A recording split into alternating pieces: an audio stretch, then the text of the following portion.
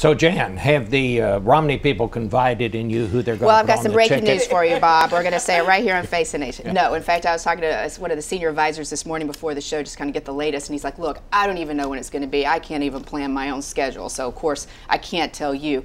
Obviously, we expect it's going to be sometime in the next 2 weeks, get through the Olympics, and then we'll have an announcement. They're starting a bus tour next Saturday, and that will roll through several of these key states, finishing up in Florida and Ohio, middle of week after next. But what they're looking at right now, and what Romney's always said he wants, is someone who can govern and who can be president. He's getting a lot of pressure from outside his campaign, from the base and from conservatives, to go bold, to pick someone who's going to really energize the base beyond what they're energized already, which is to beat President Obama. So that was, a lot of suggestions to go for someone like a Congressman Paul Ryan, a Governor Bobby Jindal. And Ryan, of course, would be, as someone we've talked about, here, someone who talks very powerfully about these themes that the Romney campaign is going to be hitting, the big government of the Obama administration, America going in a different direction.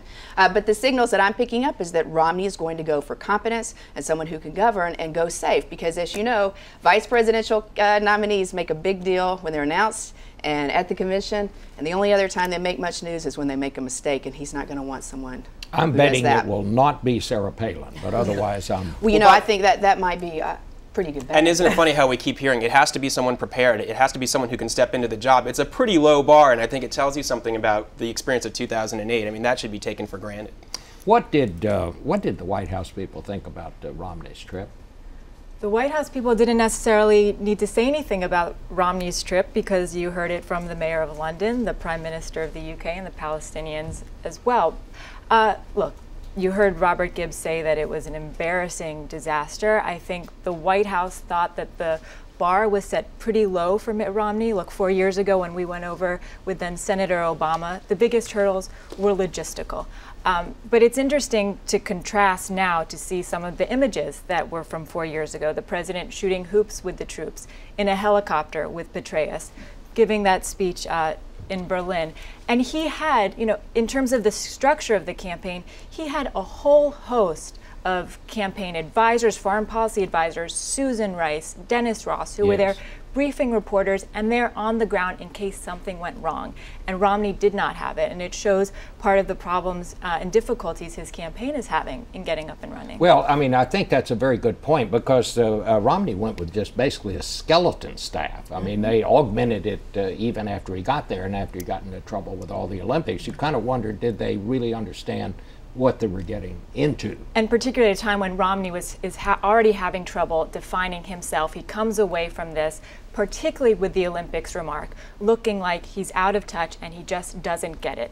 One of the thresholds for him here was to be able to go and show that he could be a leader on the world stage. That's something that Obama was able to do 4 years ago, and the gaffes really overshadowed that for Romney. Incidentally, I'm not sure Romney's entire staff was so thrilled with the trip in the first place. I think there was some internal discussion about that, and there may be some recriminations. Number two, that's a good point, though.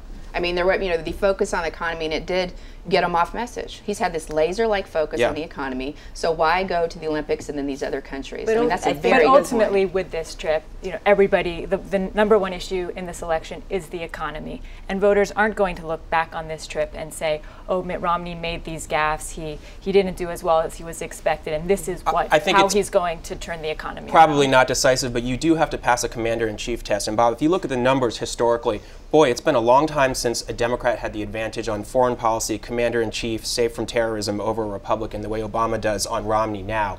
That's pretty significant, and I think Romney's got to do some more work on that. And he had an opportunity to sort of lay out his foreign policy agenda and to give a sense of what his philosophy is, and he really didn't do that.